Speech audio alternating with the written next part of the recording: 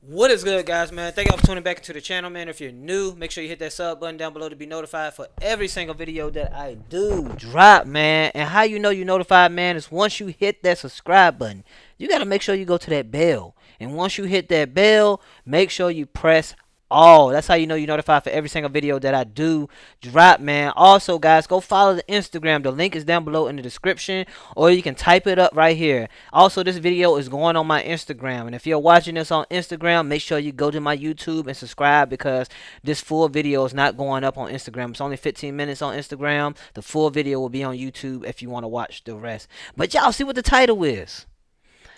Her baby daddy's girlfriend unalived him for getting her pregnant. Y'all got to stop going out here playing with people's feelings, man. Stop cheating. Stop cheating. If you love somebody, you wouldn't do them the way you wouldn't do them this way. Period. You know what I'm saying? A lesson learned from Shawn. You know what I'm saying? I didn't cheat it, but you just don't do that, because stuff like this happens when people's feelings is wrapped up to somebody else. You just never know what their mindset can be, man. Without further ado, let's get into this video, man. This is crazy. Hey y'all, it's part one of how my baby daddy's girlfriend unalived him for getting me pregnant. Okay, first of all, I did not know he had a girlfriend. Second of all, I found out that I was baby mama number 13. Okay, and I had not a 13. clue.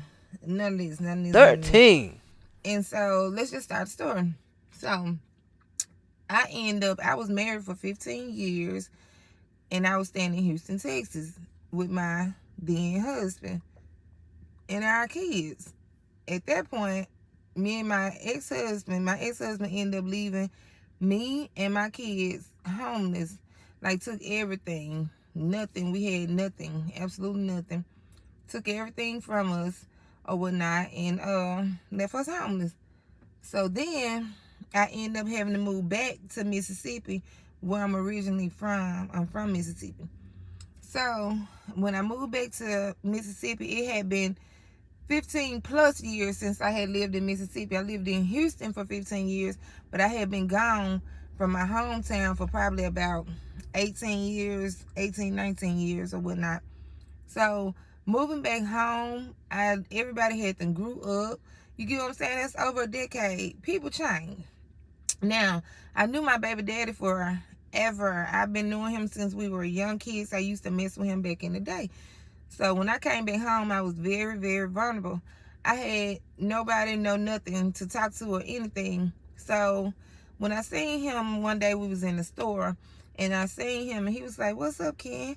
Or whatnot. And I looked, and it was him, and I'm like, "What's up?" You know, I wasn't thinking nothing of it, but it had been a minute. I was going through some stuff. I needed a friend. You know, I had nobody.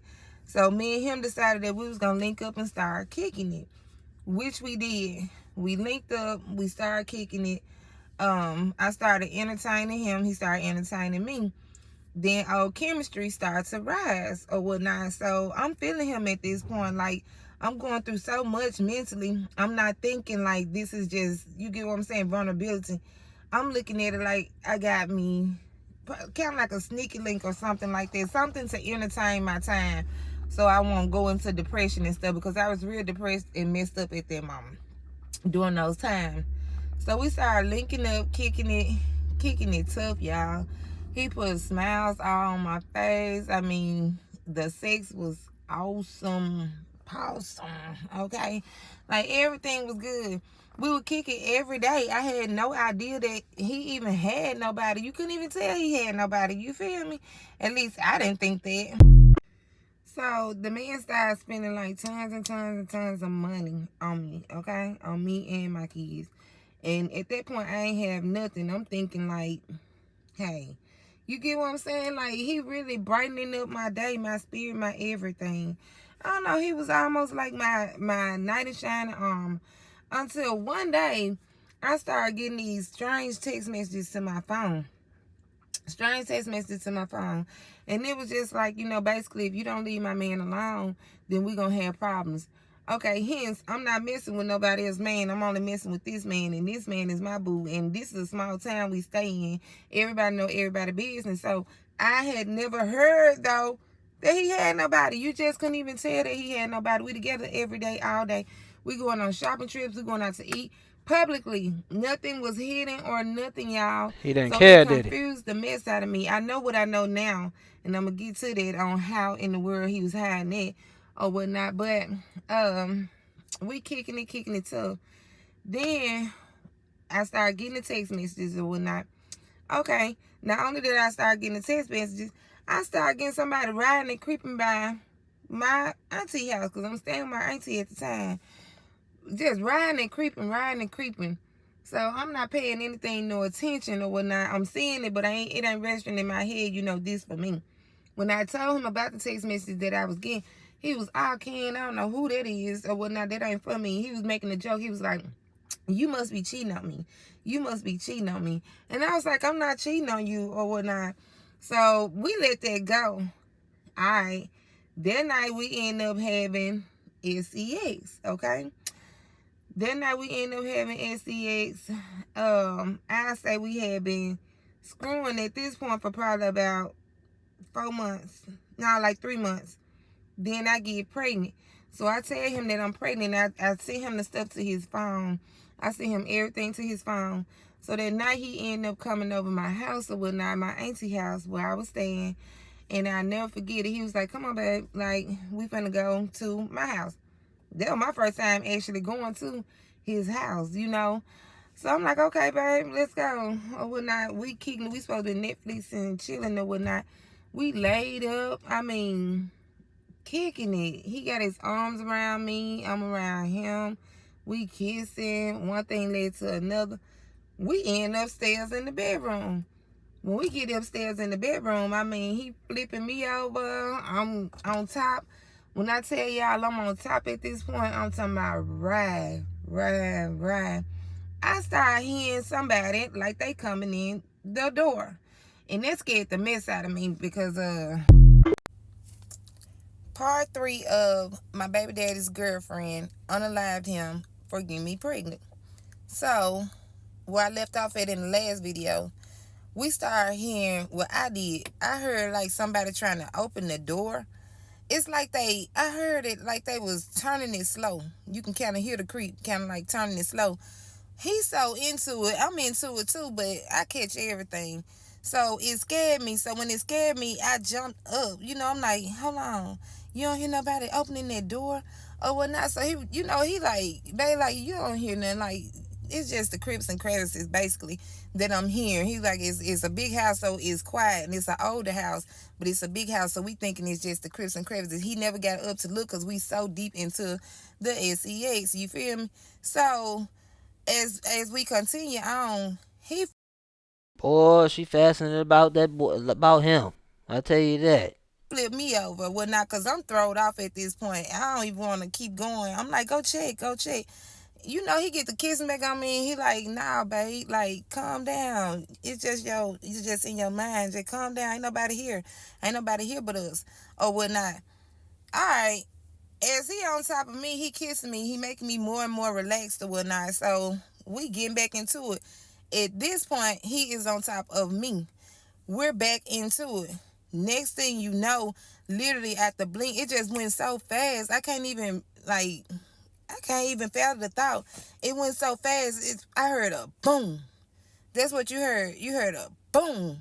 And somebody just cut out. I'm so shocked and startled. I don't even know what. Like, he looking at me like this. That's how he was looking at me, like he was stuck. I don't even think he realized he was shot. To be honest, he was stuck. I didn't realize he was shot or whatnot. I don't know. It just went so fast. I hate this part. I hate everything about this part, y'all. The Wow. look in his eyes was a blank stare, and it Wow. just threw me completely off. Next thing you This why you don't mess with people. This why you don't mess with people's husbands, people's wives, people baby daddies, baby mamas. Because I'm telling y'all, man, like it don't matter if they broken up, they still got feelings for their baby mama, baby daddy, man. It's best that you work y'all relationship out, stop cheating. You know what I'm saying? Because them feelings don't go away that fast, man. But That is a crazy storyline. That's crazy. No, he just fall over on top of me. He fall over on top of me. I'm stuck. I'm hearing somebody run. I'm hearing somebody run, but I'm not seeing who, nothing. Like, I ain't see nothing. I can't tell y'all I seen her shoot him because I didn't see her. How I found out. But hold on, I'm moving too fast. So, all right. As he laying there, he laying on top of me at this point. Now I'm screaming. Ah, you get what I'm saying? I'm realizing She because I'm seeing the traumatized. blood just pour out at this point. Ah, she shot him in the back of his neck, and the blood just started goozing out. It just everywhere. I'm screaming. Ah, I'm shocked. Don't know what's going on. I'm scared. I don't want to go out the bedroom because I don't know who just did this. I don't know if they still in the house. I heard them run, but I don't know what's going on. My mind ain't registering literally what's going on. All I know is he done been shot. So I get up, or when I rush to the door and I close the door. As I close the door and I lock the door, I hate thinking about that part. I locked the door, y'all. Everything was just going. Mind spinning. I'm looking for my phone. Can't find my phone for nothing. I'm just looking, searching through everything. Somehow, I don't even know how in the world I got the phone in my hand. All this stuff right there at this point is a blur. Somehow I get the phone or whatnot after searching through everything. I get the phone. I'm calling. I'm trying to call. I'm trying to call anybody. The first person that I called, ended up calling, was my own mama. I called my mom. Mom, so-and-so been shot. So-and-so been shot. Or whatnot. Did you call the police? Did you call the police? I'm like, I ain't called nobody. I ain't called nobody. So she like, where y'all at? Where y'all at? I'm trying to tell her where I'm at or whatnot. Our town so small. I'm telling her where I'm at, our location and everything. She called the police. My mama called. I'm finna call the police. I'm finna call the police. King, get out of there. Get out of there. Y'all, I'm so scared for to go downstairs because I don't know who down there. I'm nervous as I don't know what. When I tell you, didn't know what to do, did not know what to do. I go in the bathroom and I lock myself in the bathroom. There's a bathroom in his bedroom. I lock myself in the bathroom because I'm so freaking scared and I'm so shook. I don't know what to do. You get what I'm saying? I've never been in a situation like that. The mess startled me, y'all. It startled me. Literally, it seemed like the police got there like that out of nowhere. The police, my mama, my aunties, my uncle, like my mama called everybody that she, could think of. They came. Our town so small, came like that. All right, everybody get there. I'm hearing police, police. And you get what I'm saying? That's what I'm hearing. Anybody in here? Anybody in here? Police, police. I'm hearing this, but I'm so scared to say something, y'all. I don't know. Until I heard my mama voice. My mama. Ken. That's what I heard. When my mama said, Ken, that's when I said, I unlocked the door and I let myself out. Mom, it's me. I go running to my mom. My mama dragging me up out of there. At this point, I know I'm safe, y'all, but I'm still scared. I'm just shocked. Ain't nothing like this ever in my life happened to me. It's like, what's going on? I don't know what to do. I'm talking about mine and the friends of y'all. They take me and put me in the ambulance to make sure I'm okay. I'm okay because ain't nothing happened to me. Only thing that's in my head is literally that was almost me. Seriously. Because I was on top. You get what I'm saying? Then we reversed the roles and he ended up being on top to make me feel safe. So as they sitting there checking me or whatnot, they check me out to make sure I'm straight or whatnot. Everything good. They come outside. Literally, y'all. They come outside and they asking me, questions. Did I see who did it? Or what the person had on? I didn't see nothing. I'm telling them I didn't see nothing. To the point where they almost was feeling like, did you do it? You get what I'm saying? That's how they was making me feel. Did you do it? Y'all, I'm instead of telling them I didn't see what happened. We was having sex. So I can't tell you. He was on top of me. My eyes closed. I'm into it. Only thing that I heard was a boom. Literally. And this man, you get what I'm saying, stuck looking at me. That's the only thing I could tell them. Seriously. So by this time, somebody notified his folks. His folks end up coming over there. As they coming over there, they screaming, they yelling. Because by this time, they done pronounced him dead. We seen the coroner pull up to pronounce him deceased. And that's what it scared the mess out of me. So as they pronounced him deceased, his family looking at me, asking me questions.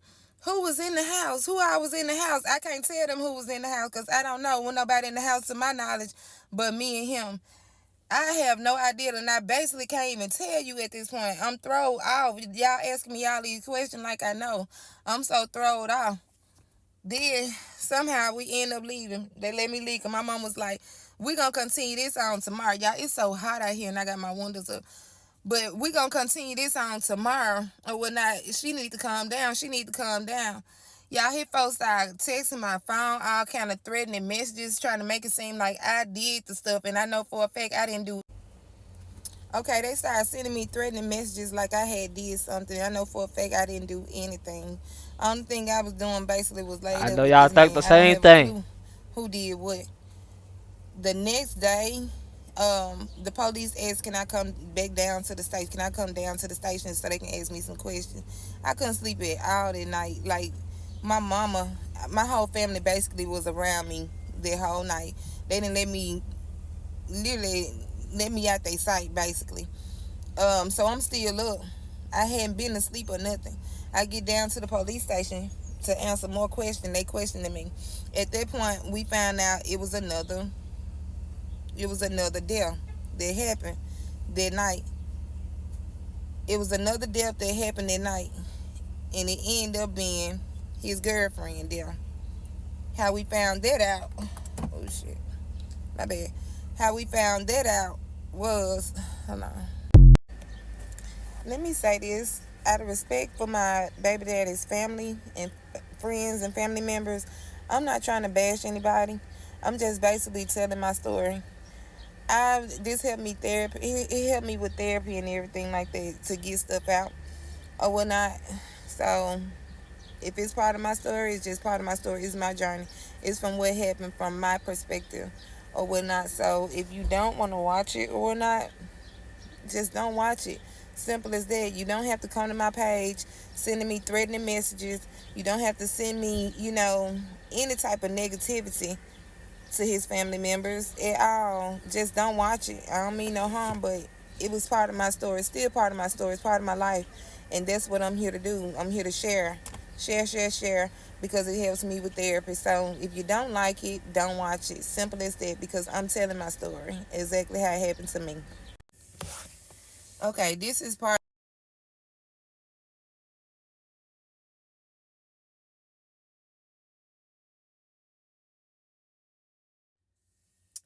Hey y'all, this is a Q&A to my story time or whatnot. So instead of part 4, this is going to be my part 4 for the story time. It's going to be a question and answer to answer some of y'all questions, because I got a million of freaking questions and a lot of them was the same questions.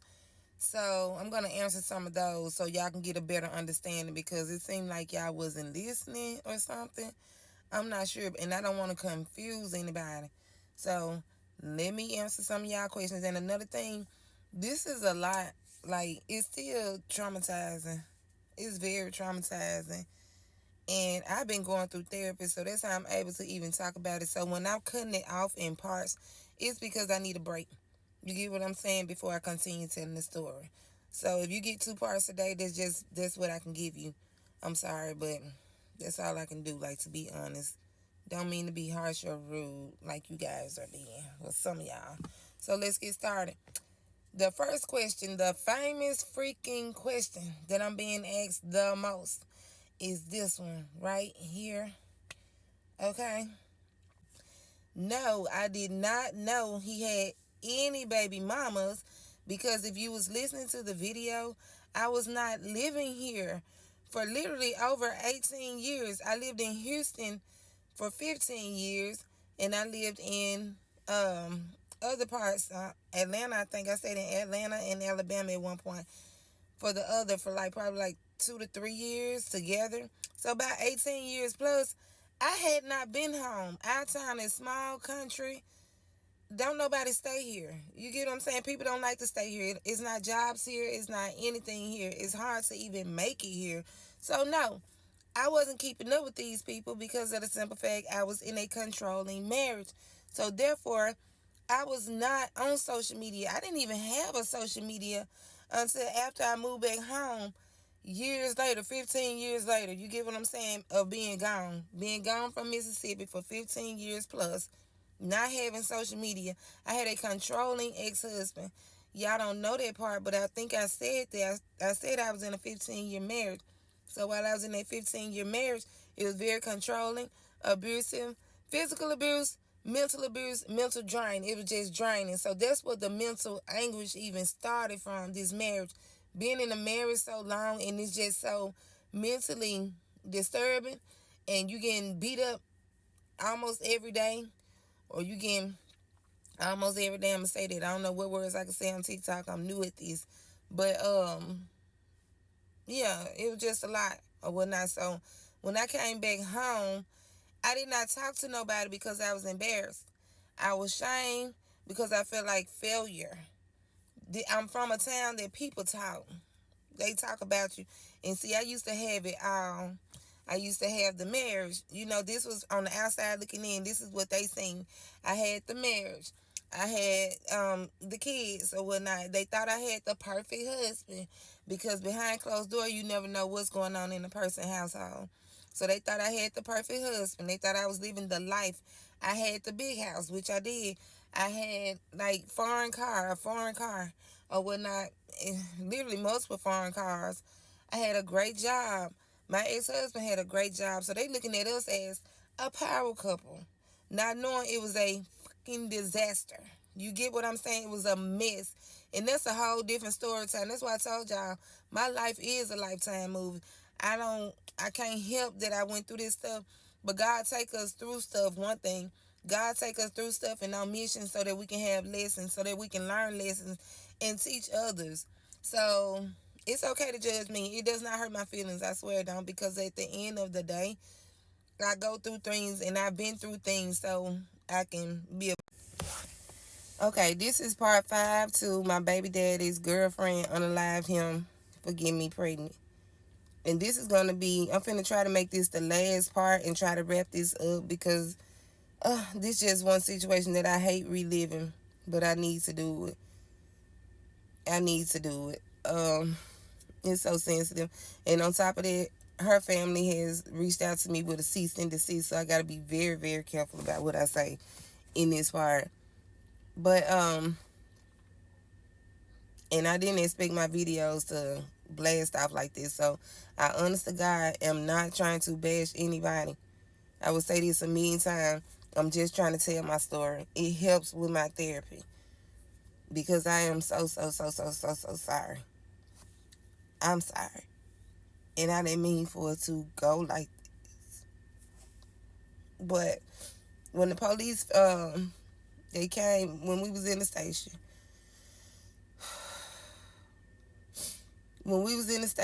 and they realized it was another incident that happened that night, the same as the incident that happened the night with me. I didn't realize that those two cases were connected with each other. I say about, because once they got through questioning me and my family, we went home. The next day, his mom reached out to my mom, and she told my mom basically that the girl that he was with unalived herself. She left a suicide note. I don't even know if I can say that word, and I pray to God they don't flag my video because I do not want to go through this part again. But she left a note. And she explained what she had did. She admitted to what she had did. She said she wasn't sorry for what she had done. She said she was tired of living at that point because if she couldn't be with him, she wasn't going to be with anybody. I say about 2 to 3 days later, I get a note sent to my house, and it's from her. She's gone at this point, and she left me with how she felt. And she told me he was more excited. She said I took everything away from her. She told me she had been with this man 20 plus years. 20 plus years.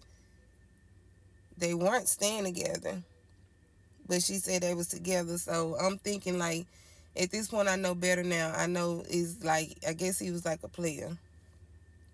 I guess he was like a player. And when she found out about me, that was her riding by creeping. That was her texting me or whatnot. But I don't understand to this day why she just didn't say nothing, because you cannot assume that I knew, because I did not know. In her note, she left here feeling like I knew he had a girlfriend and I didn't know he had nobody. She said when she found out that he had me pregnant, and she said he was overly excited about it. She read it through his text messages, and it just crushed her, because she said out of all those kids that he got on her, he always put her last, like she didn't matter. And she said he promised her this time that he wouldn't do her like that no more, but he did. He hurt her.